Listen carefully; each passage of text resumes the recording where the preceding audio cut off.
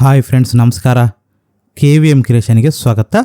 ಸ್ನೇಹಿತರೆ, ಇವತ್ತಿನ ವಿಡಿಯೋದಲ್ಲಿ ನಿಮಗೆ ತಿಳಿಯದ ಹುಡುಗಿ ಆಗಿರ್ಬೋದು ಅಥವಾ ಹುಡುಗ ಆಗಿರ್ಬೋದು ಅವರ ಒಂದು ವಾಟ್ಸಪ್ ನಂಬರ್ ನೀವು ಹೇಗೆ ಪಡೆಯೋದಂತ ನಾನು ಈ ಒಂದು ವಿಡಿಯೋದಲ್ಲಿ ನಿಮಗೆ ತಿಳಿಸಿಕೊಡ್ತೀನಿ. ಸ್ನೇಹಿತರೆ, ತಿಳಿಸುವ ಮೊದಲು ಇನ್ನು ಈ ವಿಡಿಯೋವನ್ನು ಲೈಕ್ ಮಾಡಿಲ್ಲ ಅಂದರೆ ಈಗಲೇ ಲೈಕ್ ಮಾಡಿ. ಕನ್ನಡದಲ್ಲಿ ಟೆಕ್ನಾಲಜಿ ಹಾಗೂ ಉಪಯುಕ್ತ ಮಾಹಿತಿಗಾಗಿ ನಮ್ಮ ಚಾನಲ್ ಅನ್ನು ಸಬ್ಸ್ಕ್ರೈಬ್ ಮಾಡಿ. ಅದೇ ರೀತಿ ಪಕ್ಕದಲ್ಲಿರುವ ಬೆಲ್ ಬಟನ್ ಅನ್ನು ಕ್ಲಿಕ್ ಮಾಡಿ. ನಾನು ಯಾವುದೇ ಹೊಸ ವಿಡಿಯೋವನ್ನು ಬಿಟ್ಟರೆ ನಿಮಗೆ ನೋಟಿಫಿಕೇಶನ್ ಬರುತ್ತೆ. ಹೌದು ಸ್ನೇಹಿತರೆ, ನೀವು ಈ ಒಂದು ಅಪ್ಲಿಕೇಶನಲ್ಲಿ ನಿಮಗೆ ತಿಳಿದ ಹುಡುಗಿ ಆಗಿರ್ಬೋದು ಹುಡುಗ ಆಗಿರ್ಬೋದು ಅವರ ಒಂದು ವಾಟ್ಸಪ್ ನಂಬರ್ ನೀವು ಪಡೆಯಬಹುದು ಸ್ನೇಹಿತರೆ.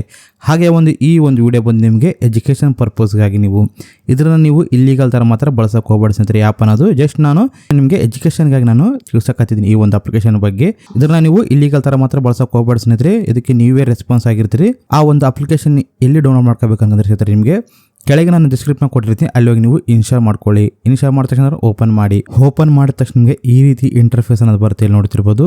ನಂತರ ನಿಮಗೆ ಪರ್ಮಿಷನ್ ಕೇಳುತ್ತೆ, ಹಲೋ ಮೇಲೆ ಕ್ಲಿಕ್ ಮಾಡಿ. ನಂತರ ನಿಮಗೆ ಮೇಲೆ ಈ ರೀತಿ ಬರುತ್ತೆ, ಇಲ್ಲಿ ಕಂಟಿನ್ಯೂ ಟು ಆ್ಯಪ್ ಅಂತ ಇರುತ್ತೆ, ಅಲ್ಲಿ ಮೇಲೆ ಕ್ಲಿಕ್ ಮಾಡಿ. ನಂತರ ನಿಮಗೆ ಈ ರೀತಿ ಬರುತ್ತೆ, ಇಲ್ಲಿ ನೋಡ್ತಿರ್ಬೋದು.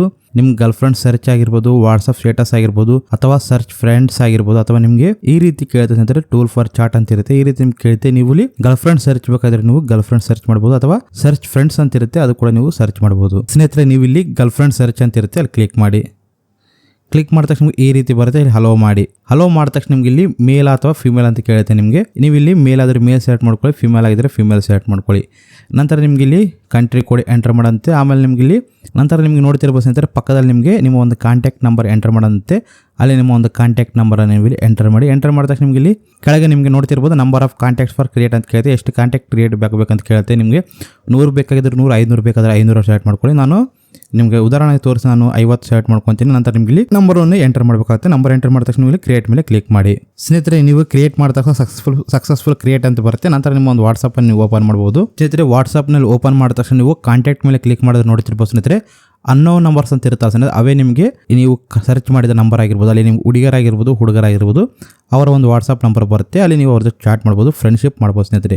ಅದರ ಬಿಟ್ಟು ನೀವು ಇಲ್ಲಿಗಲ್ ಥರ ಅವ್ರ ಜೊತೆ ಚಾಟ್ ಮಾಡೋಕೆ ಹೋಗ್ಬಾರ್ದು ಸ್ನೇಹಿತರೆ. ಇದಕ್ಕೆ ನಾನು ರೆಸ್ಪಾನ್ಸ್ ಅಲ್ಲ, ಇದಕ್ಕೆ ನೀವೇ ರೆಸ್ಪಾನ್ಸ್ ಆಗಿರ್ತೀರಿ. ಅದಕ್ಕೆ ಜಸ್ಟ್ ನಾನು ಈ ಒಂದು ಅಪ್ಲಿಕೇಶನ್ ಬಗ್ಗೆ ನಿಮಗೆ ರಿವ್ಯೂ ಆಗಿ ಹೇಳಕ್ಕಾಗ್ತದೆ ಸ್ನೇಹಿತರೆ. ಇಲ್ಲಿ ನೋಡ್ತಿರಲ್ಲ, ಈ ರೀತಿ ನೀವು ಈ ಒಂದು ಅಪ್ಲಿಕೇಶನಲ್ಲಿ ನೀವು ನಿಮಗೆ ತಿಳಿಯದ ಹುಡುಗಿ ಆಗಿರ್ಬೋದು ಅಥವಾ ಹುಡುಗ ಆಗಿರ್ಬೋದು ಅವರ ಒಂದು ವಾಟ್ಸಪ್ ನಂಬರ್ ನೀವು ಪಡೆಯಬಹುದು. ಹಾಗೆ ನಿಮಗೆ ಒಂದು ವೇಳೆ ಈ ನಂಬರ್ಗಳು ಬೇಡ, ನೀವು ಡೆಲೀಟ್ ಮಾಡಬೇಕಂದ್ರೆ ನೀವು ರಿಪೀಟ್ ಆ ಒಂದು ಅಪ್ಲಿಕೇಶನ್ ನೀವು ಓಪನ್ ಮಾಡಬೇಕಾಗುತ್ತೆ. ಆ ಒಂದು ಅಪ್ಲಿಕೇಶನ್ ಮತ್ತೆ ರಿಪೀಟ್ ಆಗಿ ಓಪನ್ ಮಾಡಿ.